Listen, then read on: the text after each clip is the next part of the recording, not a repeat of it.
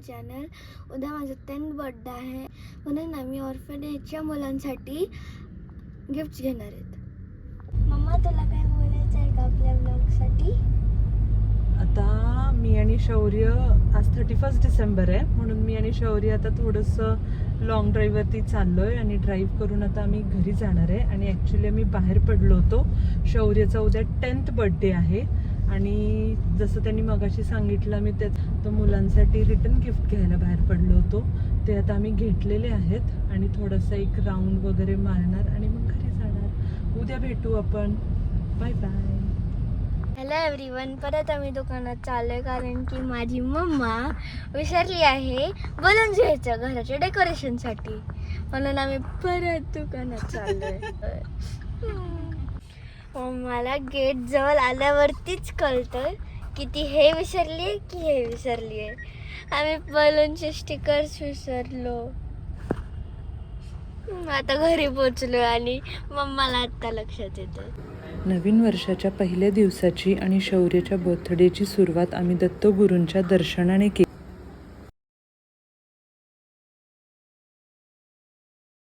सगळे चुष्टे करू नको, तुझे 2च ठेवे की येलो आणि एक व्हाईट.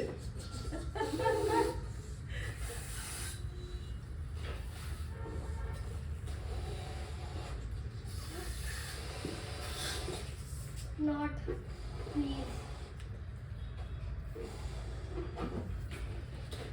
फुगू नको बेटा, तुम्ही दोघं जास्त फुगवू नका बेटा. त्याला फुगवायला येत नाही. त्याला तसंही येत नाहीये. मामा नॉट बांधशील? हा बांध. इधर गया नीचे.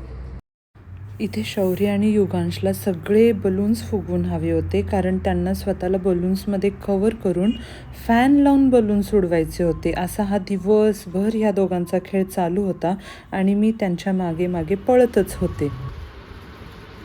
Happy birthday, happy new year. Thank you. आणि अशा प्रकारे आम्ही आमचा दिवस शौर्याच्या आवडत्या खाण्याने छानपणे पूर्ण केला. भेटूया आपण नेक्स्ट व्लॉगमध्ये.